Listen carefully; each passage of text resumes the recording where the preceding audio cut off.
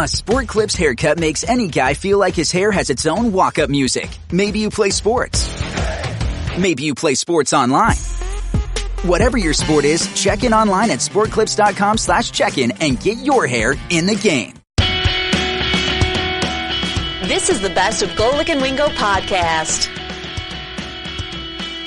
And Patrick Reed has won the 82nd Masters. To win your first majors is never going to be easy. It definitely wasn't easy today. I knew it was going to be a dogfight, and it was just another one of those mini tests that I had to try to get over in order to win my first major. Every time he needed to do something, he did it. Every time he made a bogey, he bounced back. There's a lot of people that are a little bit afraid of the moment. He loves the moment. And we got one golf major in the books. Good Monday morning. Welcome in. Glad you're with us. Golic and Wingo on ESPN Radio and ESPN News, presented by Progressive Insurance. All phone guests will join us via the Shell Pennzoil Performance Line. Jordan Rodgers is here, as Mike Golic Jr. is here. I'm Trey Wingo. Now, Jordan, you're here. We're glad to have you. We Bachelor. Obviously, people know you from that in the SEC Network. So your resume is vast and interesting. I just want to put that out there, though. Gojo, you got to call me Daddy today. Oh, really? Because you're sitting in the daddy chair, you're in the daddy chair right there? I'm automatically uncomfortable. Yeah, no, listen, anytime you throw that extra DY on the end there, you get into dicey territory, but I think I can warm up to it. We've known each other for a long time now. I don't think there's any weirdness in that anymore. Minute and 18 seconds into the show, and I'm already concerned. Exactly. Glad you're with us. We got a lot to get to today. First of all, the actual daddy, Golic, is not here because he's at the Monday after the Masters, which means, Junior, he's probably, 4 beers in already? Yeah, I'm really worried about him. Like yesterday, we were already getting texts in our family group chat from him in that altered state that let me know that he forgot the actual tournament is there today. It's a great charity event that Darius Rucker and the rest of the guys from Hootie and the Blowfish put on down there every year, but the real meat of the drinking schedule is up today, and I don't know if he's got 2 days like that in him anymore. He's not a spring chicken. I mean, last year, damn near broke his elbow at this thing. He is not a young man anymore, and this is a young man's drinking tournament. Well, look, a couple months ago, he almost threw out his shoulder walking a dog. Yeah, so not good. It's not a great start. You start to drink, though, it loosens you up. You got one good day in you with a few drinks. I hope so. My worry is he's trying to stack 2 in a row now in a way that difficult. I don't know if he's capable of anymore. So you wish him well. If you see him out there on the course, I would say throw him a beer, but maybe mix in a water for him. John Taffer always stressed the importance of spacing. He's going to need that Alternate. today. Wait, who did what? What did you just say? John Taffer from Bar Rescue always preached spacing, the idea of putting a water in between every beverage. Dad's not normally known for being a spacer. Maybe today he should change that narrative. You know, we were in New York once for sort of one of these promotional things before the show lunch, and that he basically said it. He goes, "Yeah, I don't really drink, but when I drink, I drink." I mean, one speed. He doesn't. No, yes, that's it. Is that run in the jeans? Yeah, unfortunately, I saw a few pictures on Twitter this week from a bar closing in your old alma mater's hometown. Man, I tell you what, somebody was on the table. Really? On the table, I don't know why I'm surprised. There was a poll involved there. Listen, Club Fever brought out the best of a lot of people in South And you're Bend. worried about calling me daddy. Yeah. Now I'm worried. I was about to say, I'm worried. The tables have turned, sir. Actually, that's not the conversation these two would have at all, so you're completely different. But really, I think that one thing is right. Toby Keith said it best, and that may be your dad this weekend. I'm not as good as I once was, but I may be as good once as I ever was. Amen. Very good song. So lots to get into today, including what happened on the weekend at Augusta, some amazing things in Major League Baseball, both good and bad. Plus, we have a peace offering from Odell Beckham Jr. I did not see that coming. Let's get into all of that right now. It's time for Off the Top. Whether you like it or not, it's just beginning. With Golic and Wingo. All right, we start off the top with what happened Sunday at Augusta. Patrick Reed held off not only Rory, but Ricky and Jordan and everybody else, John Rahm, that tried to make a run at him and came through with his first career major victory, becoming the 9th first-time major winner in the last 10 majors. Reed finishes at 15 under par to take the green jacket. Credit to Patrick Reed, but I'm more of a fan of winning the Masters, not losing the Masters. I was looking for some drama, and it just never came to. Yeah, it did. Wow. Strong take. I mean, there was a little bit. It was like intrigue, and then it's just like, he's going to take it. Come on. Well, I think it was one of those where we were looking for one of those other guys to come and take it from him, because I'm not sure Patrick Reed was the guy that everyone would have signed up to see. Now, this is a weekend where Tiger was the headline coming in, and as we went along, we found out, all right, that's not going to be the case. But when you've got Spieth, and when you've got Fowler, and you've got McIlroy all in contention on Sunday, somehow Patrick Reed in a lot of people's minds, and a lot of people in golf, I didn't realize how not liked this guy was in a lot of circles because of events in his past, because of the personality type that we've got here. But you had all those guys that I think people are much more inclined to want to see win fall just short, but still made, in my mind, for a really exciting finish on Sunday. Look, at one point you thought, okay, this is match play when it's teed off between and for the first few holes. Yeah, between Reed and Rory. And then Rory almost makes that eagle on the second hole with an unbelievable second shot from 197 yards to 4 feet, somehow whiffs on the putt. By the way, that has been the bugaboo with Rory. It's not his driving, it's his putter. It's hot and cold. It was hot for the first 3 rounds, and it went cold on him on Sunday. There's no question about it. But when he didn't make it, then Jordan was 9 strokes back to start the day, and I think the biggest comeback ever was 8 strokes. And he got to within 1, and then he hits the tree on 18. I mean, been there, done that. But the idea when it's all set up, he's made this unbelievable charge, and he hits a tree. His drive went like 120 yards. Unbelievable. He's sitting 30 yards back from the fairway, and I'm like, I know that position very well. Yeah. I'll tell you exactly what this should be. Can I be caddy on this one? Yeah, we've all got that club in our bag right there, which is just hit it and pray at that point. 315 out. Second shot. It was a brutal end for him and a brutal exhale. I'm with you. There was that point where you sort of finally went, oh, okay, we're not going to get this played out to the full extent we thought we were going to. Well, it was really, in my opinion, McIlroy had the opportunity early on to get Reed going in the wrong direction, at least mentally. He missed putts on 2, 5, 8. I mean, he had so many chances with short putts to put the pressure on Reed, and Reed just had the round where he just had to hang on. Well, look at much more on this a little bit later, but to that point, if he'd made that eagle on 2, things might have been a lot different just from a mental standpoint. We'll get to that a little bit later. Off the top. Then I don't think even the Angels thought it was going to be this good this early. Shohei Ohtani took a perfect game into the 7th inning before losing it on a single and finished with 12 strikeouts in 7 scoreless innings in the win over the A's. He's been as good as advertised as a pitcher as well as a hitter. He can hit it. I mean, isn't that unbelievable? I start scratching my head. Why is this not more common for a pitcher to also be a good hitter?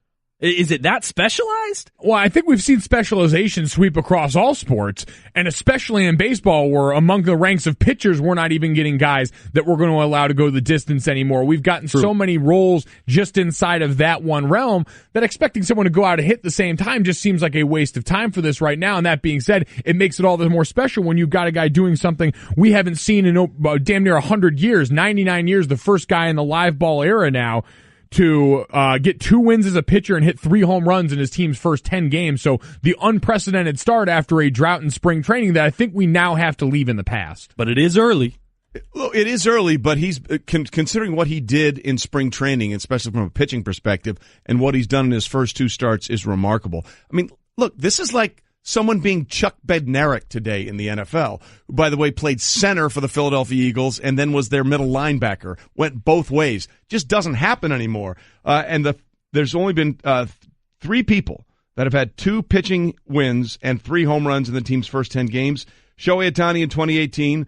Of course, Jim Shaw with the Washington Senators in 1919. I think we all remember Monty Ward from 1883 in the New York Gothams. I mean, I think I had one of his trading cards. How could we forget? I mean, Monty and Jimmy and Shohei. That's the way it goes. By the way, Shohei's our guy. I want you to Shohei the way. And we'll be playing that incessantly. I didn't know we did that. Oh, yeah, you weren't here for that. Yeah. We have another one, too. We'll play it later. Oh, wow. I'm told we have a full verse. This is terrifying. Jerry Bear went long at one point. At some point, the long one is so bad it's good. You know those kind of situations? Kind of like you at the bar on Saturday night. Kind of like me in most situations. It's good. So long it's good. All Off the top. We continue as we try to get through the show. The Orioles beat the Yankees 8-7 in 12 innings as Giancarlo Stanton finished 0 for 7 with 5 strikeouts. 10 games into the season, Giancarlo has now made history. The first player in the live ball era with multiple games of no hits and 5 strikeouts in a season. It's the second week of baseball. Yeah, pump your brakes. I mean, he didn't even have a game last year with 4 strikeouts. I mean, you know what? these things happen in baseball. You brought him in for a reason. This thing has never happened before. No, I know. But what I mean is you go through slumps, right? Yeah. You brought him in for a very specific reason. You brought him in to bring power, to hit home runs. Deal with the bad that goes with that. Like my softball game back when I played rec softball, it was a pop-out or a home run. But they took it. You take it when it comes, and that's going to be the interesting part with this is, will we allow that to happen? Because with Shohei Ohtani and with Giancarlo Stanton, we've got both guys that a week through the season, we have tracked their every move. Mm-hmm. And you wonder, can you keep that kind of attention up with both of these? Because I don't know if you're able to appreciate the good or the bad or the real of their situations if we keep doing this. Because Ohtani is not going to keep up this heat. Stanton will probably be closer to this all year because it's been 2 homers in his first Yankee game, 0 for 5 in his first Yankee home game. Like, this is the boom or bust we've come to expect in modern baseball. Well, the interesting thing perhaps going forward, I think Stanton's going to find his groove. I'm not concerned about that. I mean, he did hit 50-plus home runs last year. This is going to happen. He may be pressing a little bit, trying to validate the trade. And, you know, I've got Judge in front of me and Didi behind him. I mean, you're in the sweetest spot you could possibly be in a batting order. The bigger concern, if I'm a Yankees fan, is that bullpen. That bullpen has been a leaky faucet right now for Aaron Boone and company. And, oh, by the way, the Red Sox may never lose again. So that's the other issue going forward that the Yankees have to deal with more than Giancarlo. Twice, though, with the platinum sombrero, which has never happened before. Off the top. And then can I just say one more time, the city of Philadelphia, the Eagles say you're welcome. 76ers beat the Mavericks 109-97 to win their 14th straight game. Tied for the second longest win streak in franchise history, and Philly now has a 50-win season after winning just 10 games in 2015-2016. For real, the Fresh Prince, right? It's happening. Ben Simmons. It's all happening. I love that. I absolutely love that. I saw that nickname. I'm like, how did this not come up before? I know we've already had the process, and now to get the Fresh Prince involved in this. Philadelphia leading the league in a lot of things. Good. A lot of things right now. The Flyers made the playoffs too in the NHL, so it is about as good as it's been for a while. Philly fans hoping to keep the good time rolling as the Sixers. Apparently, that championship window is opening up faster than any of us could have anticipated. Momentum, baby. Don't underestimate it. Well, look, everything has been great since the Eagles won the Super Bowl. Villanova wins the national championship. The Sixers can't stop. You mentioned the Flyers. The only ding in that has been the Phillies. They're 3-5, and Jake Arrieta left with an injury, and everyone's questioning Gabe Kapler's managerial move. So it's literally working for everyone except the Phillies. Wasn't that the only good point that we could find when we were talking about the Phillies the other day? And they have Jake Arrieta. And they signed Jake Arrieta. Yeah. And he's gone. And we can't find anything good to talk about the Phillies. But Cliff is going to be okay with it. Cliff, our board op, he's all right because everything else is coming up roses for the city of Philadelphia since, of course, the Eagles went full Philly in the Super Bowl and took down the New England Patriots. Okay, that was off the top. Let's get a deeper dive into the Masters, which, by the way, we're probably going to be doing for a large portion of the show. Golic and Wingo with you this morning. Mike Golic Jr. is here, and Jordan Rodgers is in for Mike Golic, who's trying to maintain some semblance of sobriety. Now, who are we kidding? Lies. Not even close, playing in Darius Rucker's Monday after the Masters tournament. So it is the Monday after the Masters. Let me just throw this out to both of you first and foremost. The hype for this Masters was off the charts for a couple of reasons. One, Phil Mickelson won at the age of 47. Not only did he win, he won a World Golf Championship event, a very high-tier PGA Tour event. Tiger Woods was back and playing and relevant for the first time ever. This was his first major since the end of 2015. And, you know, the first time he competed in the Masters and played 4 rounds in a long, long time. They weren't there when it mattered. In fact, they were fighting out to be who would be one stroke before the other. But with everything else that was going on, did this Masters deliver for you guys? I think in the end, to me, it missed a little bit. And that may be, you know what, Tiger Woods spoiled golf for me. And I think that's the honest truth. I grew up in the era as all these young golfers, as 4 of the major holders are all 27 or under, grew up watching Tiger Woods. I love dominance. I love somebody that on a Sunday dominates. We saw that with Jordan Spieth. We didn't really see that with Patrick Reed. Now, I'm not taking away from his performance by any means. He did everything he needed to do, but for me, I want to see dominance in golf, and I think that's when golf's at its best. And he did, yes, he dominated the par 5s, 13 under the first 3 days, pushing on that record of 15 under for the tournament, went even on that last Sunday on the par 5s, so he did just enough to win. To me, that kind of misses the mark. I would have been jumping out of my seat with a Jordan Spieth or a Ricky Fowler comeback from behind victory, and just didn't quite get it. Yeah, I think it reminds me how much we prioritize finishes and late game heroics in almost any sport, because everyone started to get out of their chair because of Jordan Spieth going. It was at one point 9 under on Sunday for a little bit, ended up finishing 8 under, one of the best final rounds we've seen in a Masters. And it reminded me, it doesn't really matter to a lot of us what you do for the rest of the body of something as long as you can finish strong in this. And now it becomes interesting because, to your point, we don't have dominance, but we've got youth on the side of the sport in a way that I'm sure golf would sign up for. And you mentioned all 4 majors held by a player 27 or under for the first time since Tiger Woods held all 4 majors on his own under the age of 27. And so it shows you where we're at in a different place right now. And you wonder if this is what we're just going to have to accept going forward, is we're going to have a lot of compelling characters. Now can we manufacture that feeling? Can Patrick Reed, who we find out more and more now. I didn't know as much about Patrick Reed's past as maybe others did, but the fact that he's got a little edge to him, he's got a little villain. He's a villain. He's got some villain. Can he be the guy to balance the rest of those guys out? Because Spieth and McIlroy and the rest of these guys, for the most part, have been likable. They've been the Rat Pack. They're on vacation together. They're flying private and dating models. They're living the good life. Can he be the other guy? The Baker Bay boys, yeah. Look, the other thing that's interesting in terms of golf, if you're an American, we have all 4. These guys are 27 or younger, by the way, and they're all Americans. So that hasn't happened since I think 03 and 04. That all 4 major holders are U.S. citizens. So I think that's putting golf in this country in a very good spot. But to your point about Sunday, there was this momentum wave, and at one point Jordan caught him. He did time and got it going, and I think the drive on 18 just took the air out of the building because, first of all, it wasn't a terrible shot. I mean, Jordan said after the round, it ticked like the last limb of that tree. But as soon as you saw that, you're like, okay, the idea of maybe a heroic birdie to force a playoff, that would be amazing. Instead, he had to try and scramble to maybe make one of the greatest pars of all time, and he came up just short. So then that kind of popped the balloon a little bit, right? And you're thinking, okay. And then Ricky comes through with the birdie, and at least, I will say this, when Ricky made the birdie on 18, at least it wasn't a cakewalk for Patrick Reed. I mean, he had to earn it. And I think that was the thing that I took away from this, because it is a totally different dynamic going to the tee on the 18th hole at a major with a 2-stroke lead as opposed to a 1-stroke lead. That is a totally different set of circumstances. And for Reed to be able to do that, that to me, Ricky's birdie on 18 made it a compelling watch through to the end. Because if he had made that birdie, I'm thinking I might be going, okay, well, congratulations, and we'll see what happens going forward. Starting to get ready for WrestleMania early. Sure, as I'm sure some people were. So I needed something to keep me on the 18th. And I thought when Ricky made that birdie, okay, because when Patrick got to the green on 18 and 2, and that's fine. And then he hit that first putt, and it went a little farther than he wanted. There was still something on the line with that last putt. To me, that made it okay. Well, especially because we had just seen Jordan Spieth from maybe a little bit further miss that nearly identical putt. So I agree with you. The drama, isn't it amazing? And I kept trying to figure out within me why I didn't like Patrick Reed. Why am I rooting so hard against a guy that Are you a Ryder Cup guy? I mean, yes, absolutely. Okay, see, I love him from the Ryder Cup. See, that's the thing. When I first saw that he was paired with Rory for the final round, the first thing I went back to was the 2016 Ryder Cup when they had that epic match back and forth where Rory, I think on the 7th or 8th hole, made a 40-footer for birdie and starts screaming at the crowd, "I can't hear you! I can't hear you!"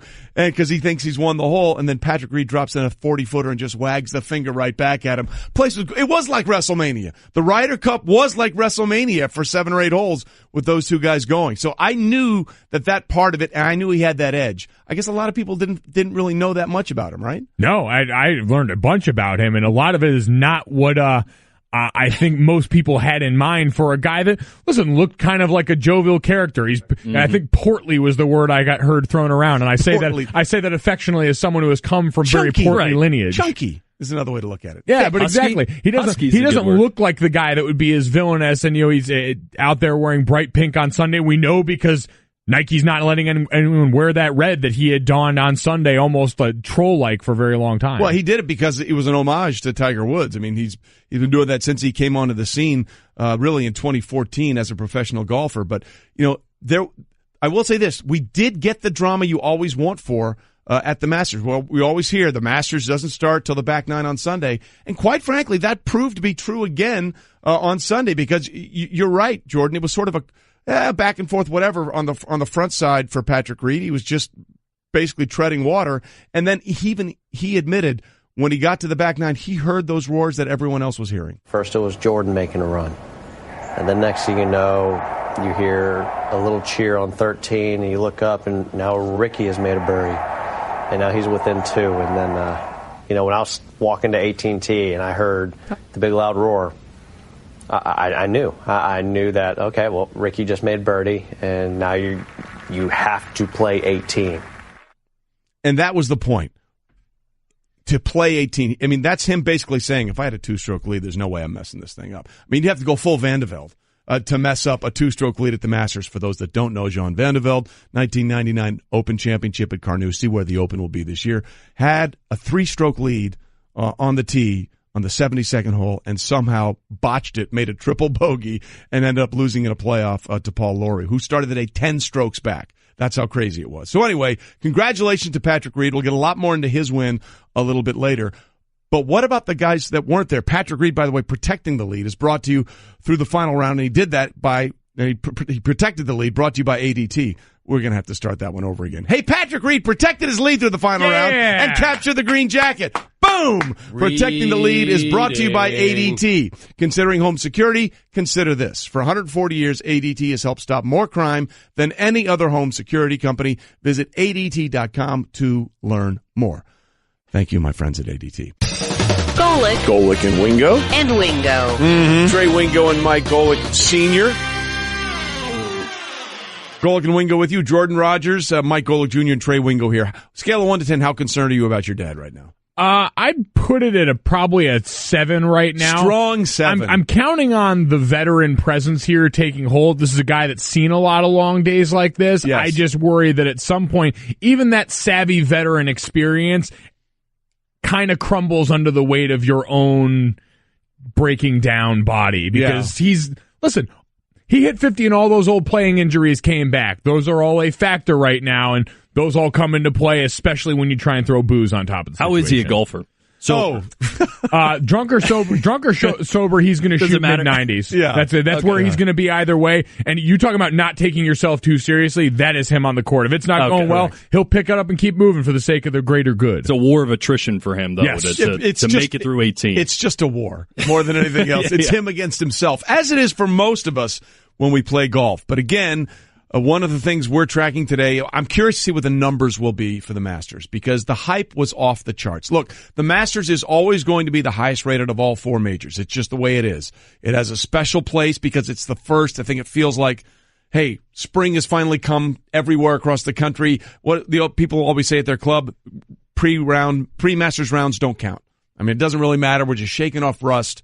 We're getting through, but now that the Masters is fully here, you feel like you're fully immersed in the golf year.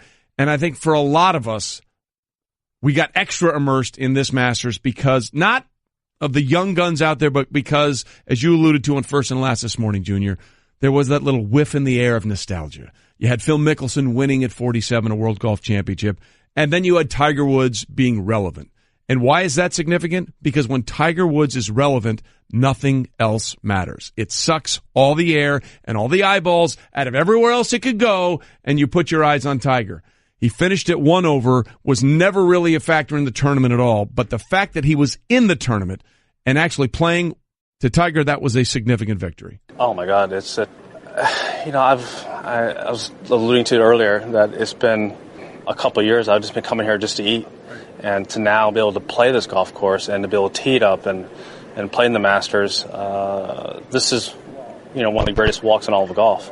And I had missed it for the last couple of years. I hadn't been able to play in it. So to now go out there and compete in this tournament and face the challenges out there, I missed it. I really did. I miss playing out here. I miss competing against these guys.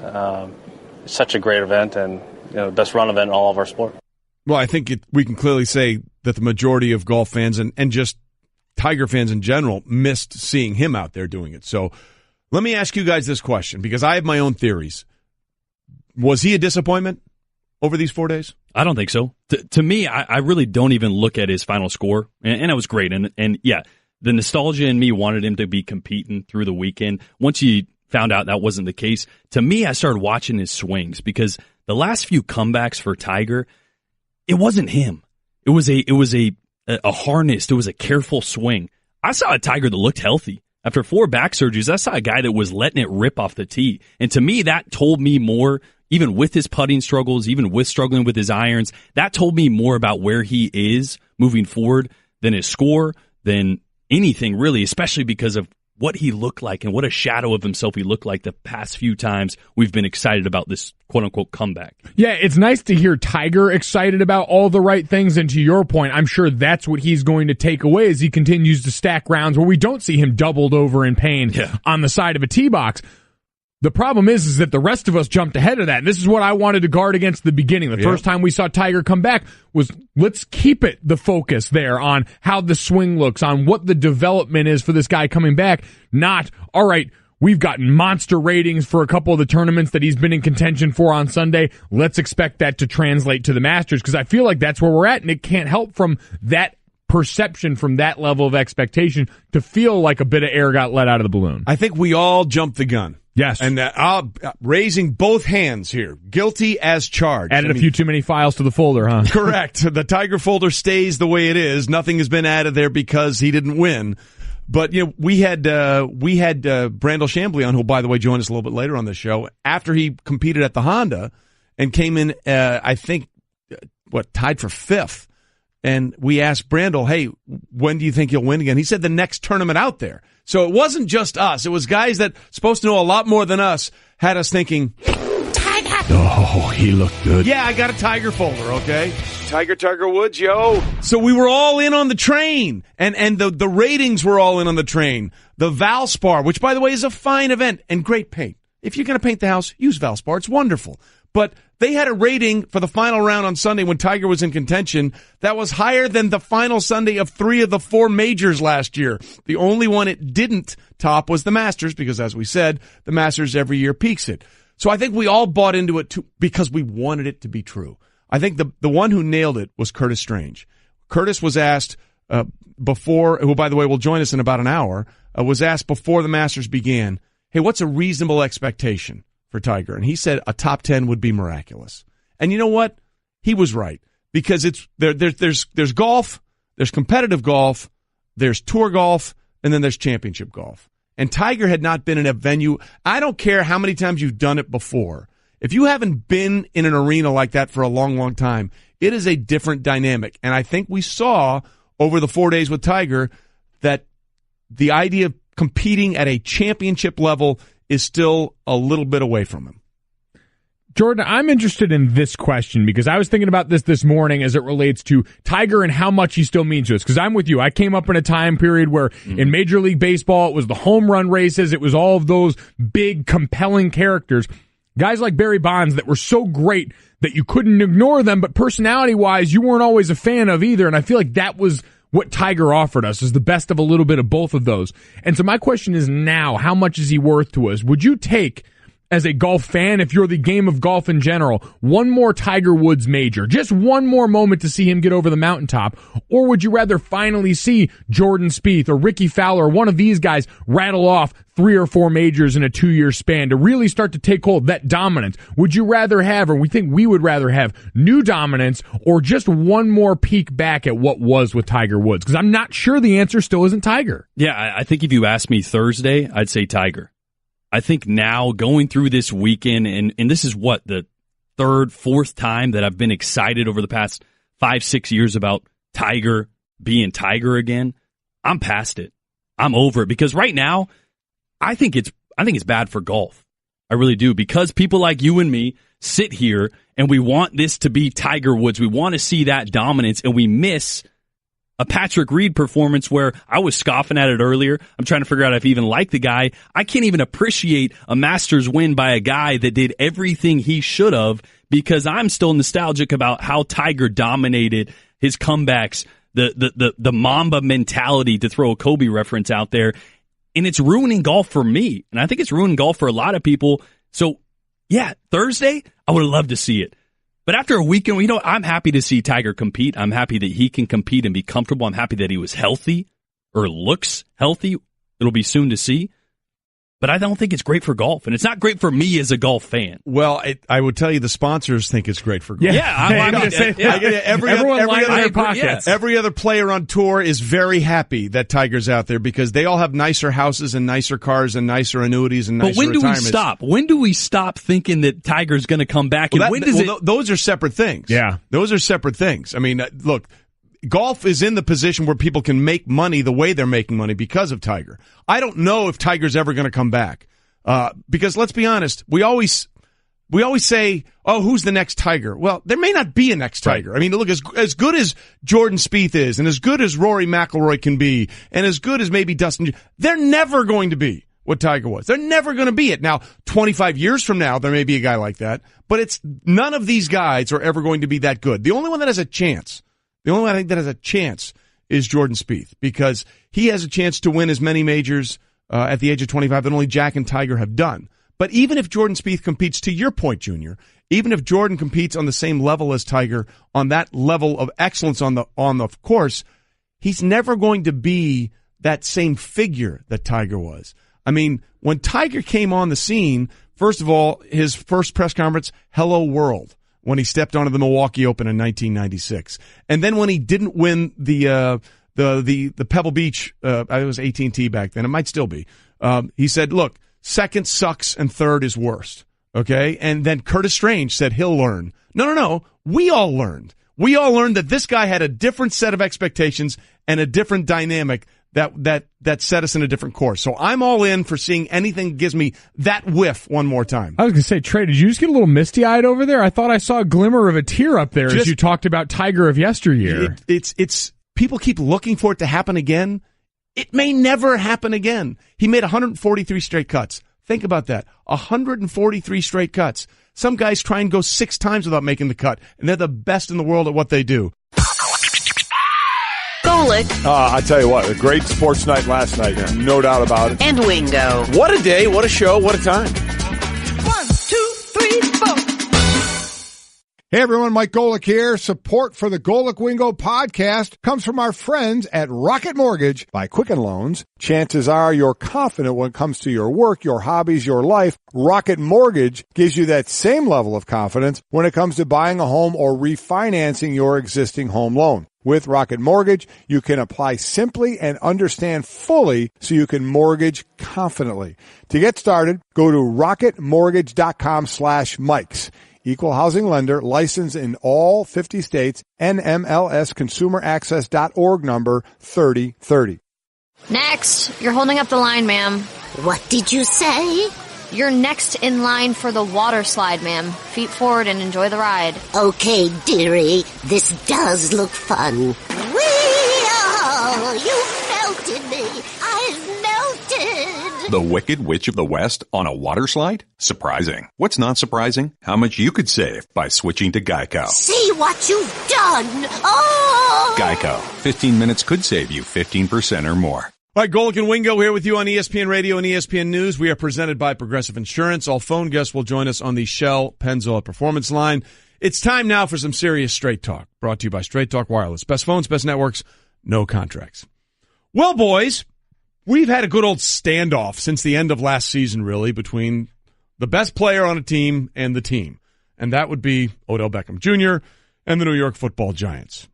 Adam Schefter, we had in here last week, even with the trade that sent Brandon Cooks from New England to the Rams, says the Giants are still willing to open to trade Odell Beckham Jr. if they get their price. GM Dave Gettleman and owner and president John Mara have made it very clear, as they did at the owners' meetings last week, that they are tired of the dealings that they have to put up with Odell Beckham Jr., and they just want him to understand what's expected of him. And Odell Beckham Jr., guys, had been very strong in his stance that, hey, till I get my new contract, you're not going to see me in any way, shape, or form. Well, guess what? As we continue here with Jordan Rodgers and Mike Golic Jr., Odell Beckham Jr. is going to show up on Monday for off-season workouts. Are either of you surprised that he's going to be making that move? No, I'm not. If it's Cleveland, yes. If it's Green Bay, yes. You tell me you got to go to New York and go to get a workout in at the facility? These are voluntary workouts. You're going to go in, lift a couple weights, going to do some biceps, right? He's probably been hanging out in L.A. You get to go to New York. I mean, come on. It's not that. I mean, I would, we would, and different positions. I mean, especially where I came from, voluntary was a word used in air quotes in the way that I came into the NFL. But for Odell Beckham Jr., a guy who we know missed the large majority of this time last season in this area, this feels a little more calculated because all this offseason we heard a lot of noise from management talking about Odell and not much from him. So for him to show up, not really say anything other than I'm going to be here, excited to meet Pat Shurmur and this new regime, it seems to be him saying, all right, I want to be here, or at least showing that without saying it. Ball's in your guys' court again. And also, I don't want to be the villain here. A lot of times we paint the person, taking the hard stance as a villain. Oftentimes that's the player, even though you would do the same thing and it's in your best interest. So it's a good first move a little PR move, I think. Well, to your point about being the villain, he's had no problems presenting himself as that until this move where he's showing up for the off-season workouts. Here was the way it was described to Josina Anderson about why Odell is doing what he's doing. He actually was in a very good place, very optimistic about the future, despite the fact that the long-term contract is not resolved, despite the fact that there was a regrettable incident that happened overseas. And the reason for that is because he had talked to Gettleman, he had talked to Shurmur. They had helped to allay some of his concerns, particularly when they started and were hired with the regime. And in addition to that, he's so excited about working with Shurmur. He talks about that all the time in our various conversations, particularly because he feels like his talent has not been maximized to this point. He's always like, you see me doing those 7 and 10 yard slants, I'm turning it into 70-yard plays. He just feels like he can be used better.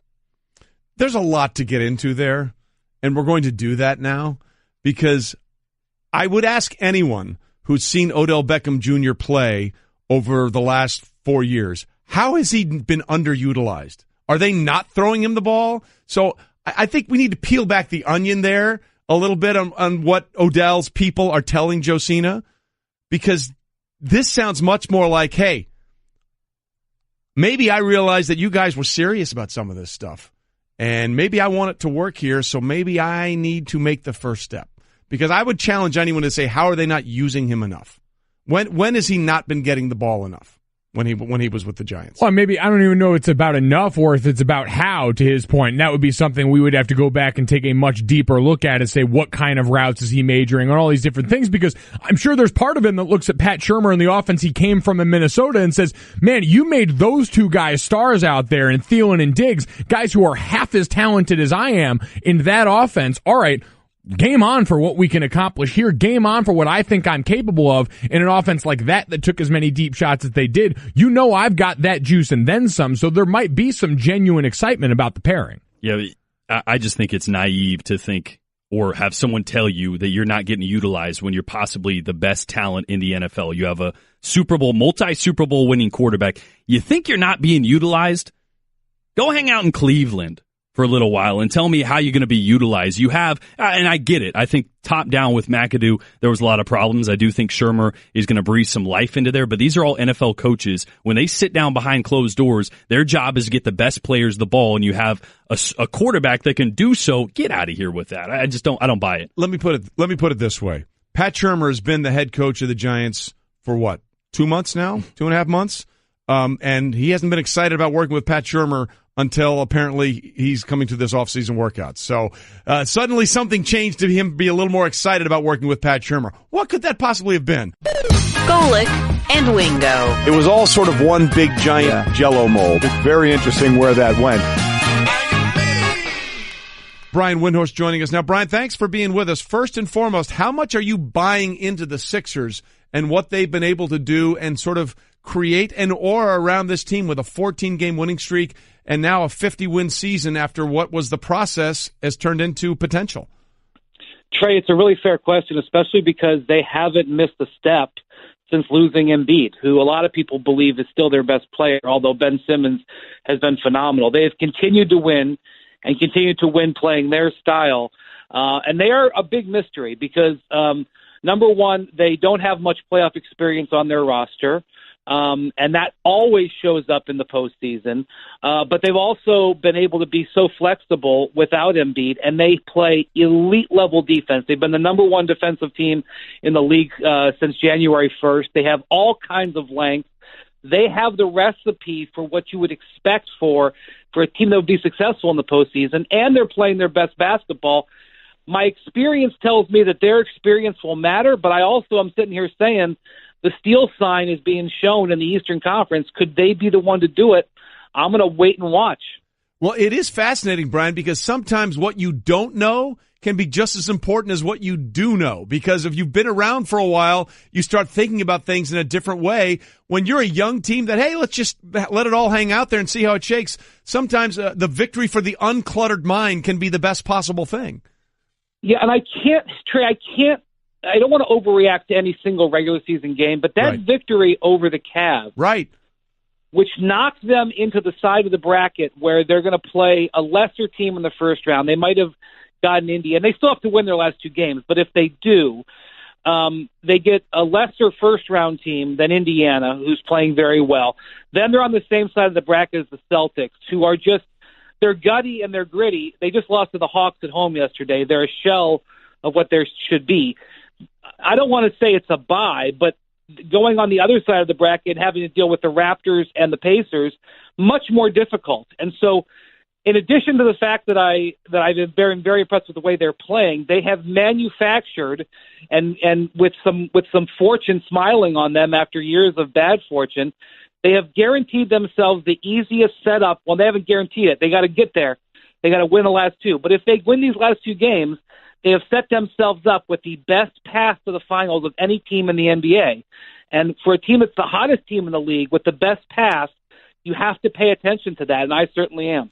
And that, Brian, brings up a really fascinating question. How much credit should Sam Hinkie get for this by setting this whole process in motion? I get it. So many people don't want to talk about trying to lose for 3 or 4 straight seasons, but it certainly looks like the end result is beginning to pay off here. Well, I mean, I think when you look at something that's constructed, everybody who's had their hand on it gets some credit. When you look at the Sixers team, they have tremendous length on their roster. Maybe one of the most daunting things I've ever seen. I mean, they have a 6'10" guy playing point guard who's elite level defensively, and you look down who they play, and all they have is long-armed, athletic guys. They are the team that is built for the future of the NBA. Where I think Hinkie gets the credit, maybe more than what this team is constructed is now, is what happens next. Because they have this trove of assets, because they have this they have so many guys on good contracts, they are in position to make a major trade if they want and to sign a major free agent without disrupting their team or going into the luxury tax. That's where Sam Hinkie's work is really going to pay off, is where they can step to the next level. Because even now, as well as they've played, they're still not a top 5 NBA team. Maybe I'll change my mind on that when we get to the conference finals if they're there. They haven't quite proven that they're there yet, but they are as upwardly mobile as any team in the league, and that's because of how he's stored assets and swallowed all those losses for years. And that's why, regardless of what happens, Trey, between now and June 20th, or when the finals are over, the 76ers are going to be perhaps the most interesting team to watch in around the draft and in July because of what they have in their cupboard, and that's due to Sam Hinkie. Let's jump over to the West with the injuries that the Warriors have sustained. And even when KD's at his best, lighting it up, it seems like it's not translating to the wins. Are the Rockets the team to beat in the West? Is it too early to say that?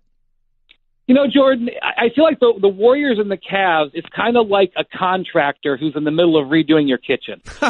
You walk in midway through and you're like, oh, my God, there's beams laying on the ground. This isn't going to fit. But you're like, wait a minute, I remember I've seen this work this contractor's done, and I remember the plans. And you sort of say, I guess it'll happen on time, and you hope. And because when I look at the Cavs and the Warriors, I see both teams that still have all the ingredients that it takes. But I can shoot holes all the way through. I can make a legitimate case for why the Cavs are going out in the second round. I can make a legitimate case for why this Warriors team has shown all sorts of signs of wiggling from their mountaintop because of their injuries and their lack of focus. But at the end of the day, I honestly believe that they're both going to carry the water. And if they don't get another major injury, I still believe Steph Curry will be a tremendous factor on this postseason. I still believe that the Warriors can play defense at a very high level when they want to. Even last night, there were certain possessions in the game against the Suns. I know it's a game against the worst team in the league, where Draymond Green was back to playing the type of defense that won him Defensive Player of the Year a year ago. So I can't sit here and tell you, like I'm standing in the middle of my halfway redone kitchen, that it's all going to be fine. But history is on their side, and I'm more inclined to go with a team that's done it and is going to have their full team when it matters. Brian Windhorst, our ESPN NBA insider, with us on Golic and Wingo this morning. So when push comes to shove, you're all in on a fourth straight Warriors-Cavs final. Yeah, I don't feel great about it, because I look at the Rockets and I look at the 76ers and I say, my God, are these great teams? And some of the things the Raptors have done this year have been impressive. But at the end of the day, I have immense respect for what LeBron does, and I have immense respect for the Warriors, who, when they're healthy, have 2 MVPs on their roster. And my experience pulls me towards believing those 2 teams are going to be there at the end. But what I think we're going to get, remember, last year the Cavs went 12-1 in the East playoffs. Snooze fest. Warriors went 12-0 in the West playoffs. Snooze fest. Right. What I think we're going to get, I hope at least, is several rounds of great playoff basketball where the favorites are going to be tested and maybe even beaten. And I think for the game, I think no matter what happens, that's probably going to be good. Brian, I agree. It was just a race to get to what we all knew was going to happen last year.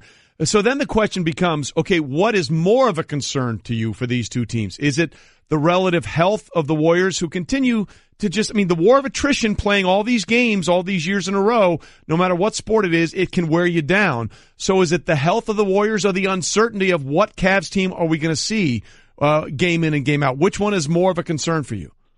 I think the most important thing for the Warriors is the health of Steph Curry. I've been filling out my awards ballot this weekend. I'm putting Steph Curry on the second-team All-NBA, even though he only, I think, is going to end up playing 51 games, because he played at such a high level. And if he comes back and plays at that same level, they're going to be the best team again. That's an if. I have to see it. Over in Cleveland, the Cavs, when they want to be, are a halfway decent defensive team. And when they don't want to be, are one of the worst defensive teams I've ever seen on a team with a winning record. And so to me, it's going to come down to, can the Cavs lift their finger to play defense when it matters? And can Steph Curry come back? If those 2 things happen, I think we'll see a 4th straight finals. But there is a wide variance there. And my eyes are wide open on the Rockets and 76ers for sure. ESPN NBA insider Brian Windhorst with us. I'm glad you used the phrase "as I'm filling out my awards bracket," because I got into sort of an interesting debate and discussion with some of the people here, how it seemed like sometime in January we all just sort of ceded, oh yeah, the MVP is going to go to James Harden this year. And quite frankly, he's having an unbelievable season, just like he did last year. You could have given him the MVP last year and I wouldn't have had a problem with it. You could give him the MVP this year, I wouldn't have a problem with it. But it seems like we sort of ceded the argument without the season being over. Could you make a very, very legitimate case that LeBron James, with everything that's gone on around him, he's played in every game, he's 33 years old, the numbers and the percentage of what he does for his team is just as significant, if not more significant, and that's more valuable to his team than anything Harden has done for the Rockets? So, Trey, I've been grappling with this, and I've been talking to some people that I trust and some experienced people. I haven't made up my mind yet, and one of the reasons is this, is because when I make a vote for MVP, I take it very seriously. And I really take the All-NBA team very seriously, too, because that determines contract values for players. I want to be on the right side of history with MVP votes. And maybe I'm, an optimist and a cockeyed fool, but I want to be able 10 years from now to be able to defend the vote. I still, to this day, defend my vote of Steve Nash over Shaquille O'Neal back in 2006, and I feel that I made the right vote because I feel like Steve Nash changed the way the NBA was played. No offense to Shaq. My sense of history is the alarm bells ringing here because what LeBron has done at age 33 and carried this team, and the way he's playing, and the fact that he's going to have a chance to run down Michael Jordan in the conversation.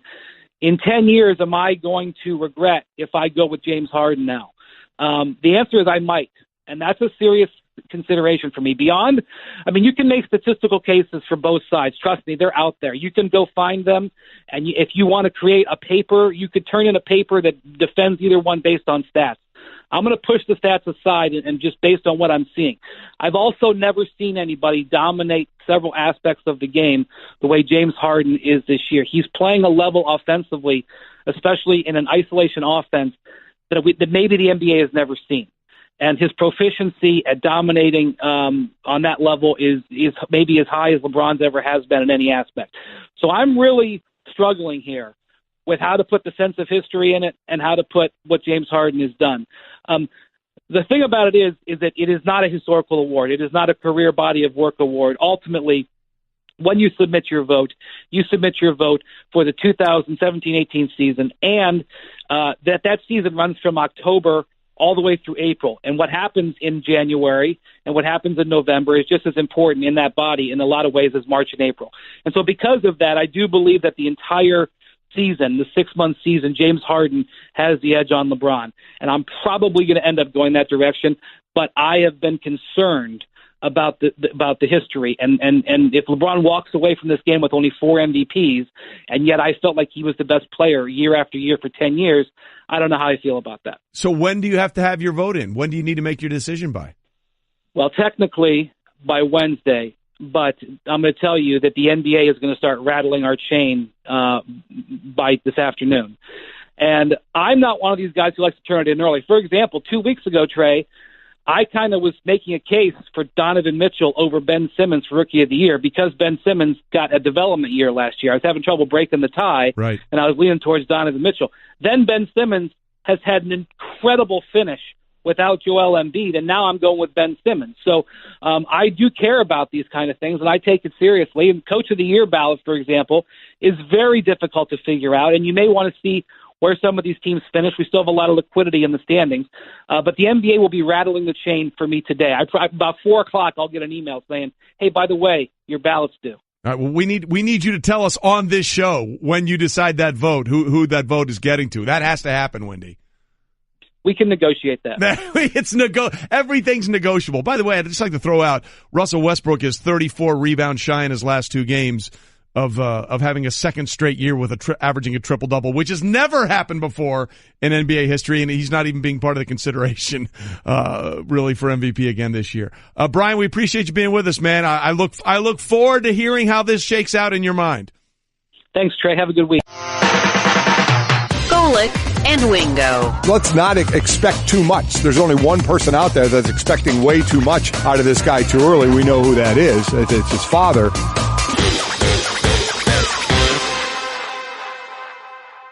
Buster, let's start with what isn't working for Giancarlo Stanton. A double platinum sombrero. That has never happened before in a single season, and it's happened 10 games in. 5 strikeouts, no hits. It's happened twice. What is going on? Yeah, and it's good to see you class up your show with a Vanderbilt guy. There you go. There we go. Now, there's no doubt about it that he's putting too much pressure on himself. He's putting a ton of pressure on himself. ESPN Stats and Information sent out a great packet overnight about all the big stars that have come to the Yankees in the past, the Reggie Jackson, Alex Rodriguez, Jason Giambi, and there is a recurring theme. When they get there at the outset, they struggle because they know how much the fans want them to do well. They feel the pressure, and it reflects in their swings. Another number that really jumped out at me this morning in looking at some of the stuff that was sent out is that he has struggled on fastballs. You've got a guy who does so much damage on fastballs.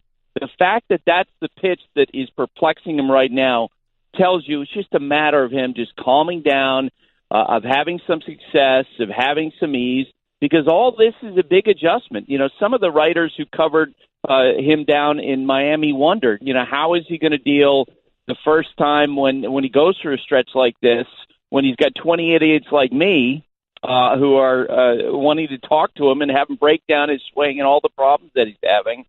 And I think we're seeing it, and I think it's going to take some time for him to settle in. Well, that's the interesting thing here, because you look at not only is it fastballs that he's missing with, Buster, but his fastball's around the heart of that lineup where he's protected on either side. So that clearly tells you it's just a matter of pressing at this point, right?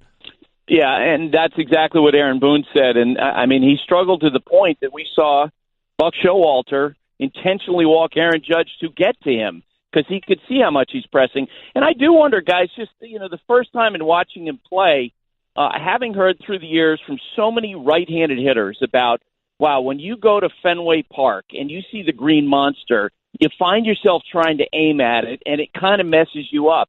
In these first games he's playing for the Yankees in Yankee Stadium, it's almost like he's trying to aim the ball toward that short porch in right field. Right. And you wonder how much of an impact that's having on him as well. Well, what's a bigger concern for you, Buster, right now? Is it the Giancarlo Stanton slump, or is it the bullpen, which has really been a problem for Aaron Boone so far for the Yankees? I would say the bullpen, and it's because of the volatility of bullpens. Look, we came into the year thinking the Yankees are the best bullpen in baseball. There are probably 29 other teams who would love to trade for the arms, but the other day I was talking with Mike Rizzo, the general manager of the Nationals, and he goes, boy, if you can predict relievers, let me know. Because they tend to go up and down year to year. Tommy Kahnle, was moved by the Yankees at the beginning of his career because of his command issues. Last year, became an all-star caliber reliever for the White Sox. They trade for him. He's down. David Robertson has struggled. Dellin Betances, with some of the stuff that he's going through with his command at the end of last year. They have to get him right, but at this point, they probably are concerned about it. Buster, from a hot start by Ohtani, you said you think that Stanton's going to turn things around. Is Ohtani's start, is that sustainable? I mean, nobody can hit his splitter right now. 13 Ks, 0 for 19 batters against his splitter.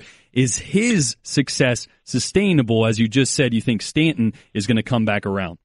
Yeah, and there was a great tweet I saw last night in which someone pointed out that so far this season, Shohei Ohtani has more home runs than Aaron Judge and more strikeouts than Max Scherzer. So I'd say probably not. I guess it's probably not sustainable. But I think he's put to rest all those concerns about him in spring training when writers were wondering if he was going to be sent to the minor leagues. Privately, from Mike Trout to Billy Epler, their general manager, Mike Socha, they're all saying, look, we believe in this guy's talent.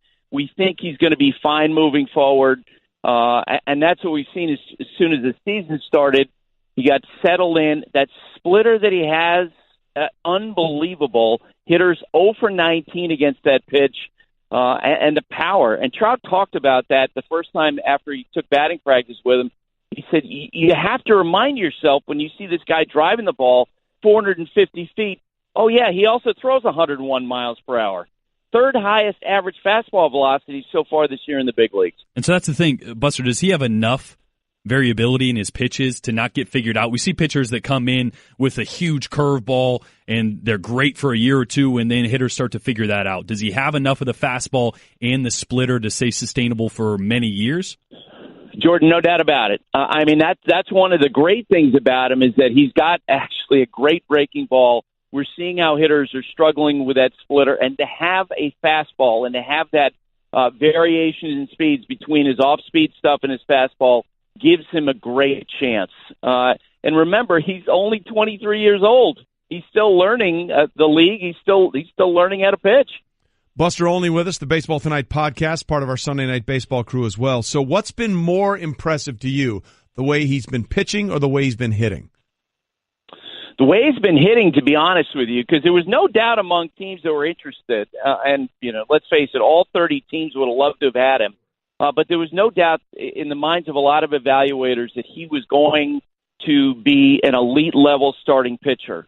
The question, I think, was about him offensively, especially with the regimen that he has, where he has a start on one day, and then he has a day off, and then he moves into a DH role, then he has another day off, then he makes a start, especially coming over to Major League Baseball, learning a new set of pitchers. I think there was some question about, okay, what are the adjustments that he's going to have to make? Is he going to be able to do that? And we still, to Jordan's point, you're going to see some adjustments from pitchers, and they try to find holes. He is sort of that classic, kill the ball in the lower half of the strike zone. I'm sure he's going to see a lot of stuff in the upper half of the strike zone moving forward as pitchers try to find his weakness. But at the outset, to see the power right away, remarkable. The other day, guys, after he hit his third home run, he was facing Liam Hendricks of the Athletics. The bases were loaded. The count was 2-0. And typically with a rookie player like Ohtani, you see the pitcher rear back and say, okay, show me you can hit a fastball. He bounced a breaking ball in the dirt to go to 3-0 and walked him rather than challenge him with a fastball. That's some serious respect. Yeah, it certainly is. Buster Olney with us again. So here's the question. The Red Sox started this season doing something they didn't do all of last year, blowing a lead of 4 or more runs. Didn't happen one time last year. They haven't lost yet. Are the Red Sox ever going to lose again? I'm guessing they'll probably come down to earth to some degree. And today, a lot of concern about Xander Bogaerts, who, in making a play yesterday, slid into the dugout, and so they're going to get an MRI on him, and he's been swinging the bat so well. But the fact that David Price, and staying with the Vanderbilt team, has come out this year throwing as well as he has is a great sign. Because if you can start out with your rotation with a Chris Sale and a David Price Cy Young caliber like we've seen in his first 2 starts this year, that's a pretty good rotation, and that's pretty daunting for the other teams in the American League. Well, it certainly is, but then there's another team we have to talk about off to a hot start, and that's the New York Mets at 7-1. You saw them last night on Sunday Night Baseball. What's been the most impressive thing about the Mets so far, according to you? Man, how much fun they're having. Right. And Mickey Callaway, their manager, has made a significant difference. Coming over from the Cleveland Indians where he'd been a pitching coach. This is someone who hasn't managed before. And we got a taste of his level of confidence over the weekend when we asked him about his adjustment to managing after not having done that before. And he told us a story. And you don't tell these types of stories unless you're pretty self-assured. Told us a story about the first time he dealt with a pitcher who had an injury on the mound where he goes out and he decides he's making a change. You're calling on a reliever because of an injury, and he starts to walk off the mound with his pitching coach, Dave Island. And Island turns to him and said, Skip, you might want to stay and actually hand the ball to the pitcher coming in. Oh, yeah, that's right. I got to do that in my new job. The players talk about how much fun they're having. You're seeing a difference in everyone from Matt Harvey to Yoenis Cespedes and how they're buying in. And there's no doubt that the series against the Nationals was a statement series for the Mets as they try to run down Washington. Well, look, I always say it's always fun when you're winning. And then some of those quirky things when you're not winning, that's certainly the reason you're not winning. So everything has to have a little perspective on it. Buster, we appreciate you getting up with us early this morning. Good stuff. Okay, guys, take care. This has been the Best of Golic and Wingo podcast. You can listen or subscribe on the ESPN app, Apple Podcasts, or just ask your smart speaker to play Golic and Wingo. Plus, you can check the guys out live weekday mornings from 6 to 10 Eastern on ESPN Radio and on ESPN News. Next, you're holding up the line, ma'am. What did you say? You're next in line for the water slide, ma'am. Feet forward and enjoy the ride. Okay, dearie. This does look fun. Whee-oh! You melted me. I've melted. The Wicked Witch of the West on a water slide? Surprising. What's not surprising? How much you could save by switching to Geico. See what you've done. Oh! Geico. 15 minutes could save you 15% or more.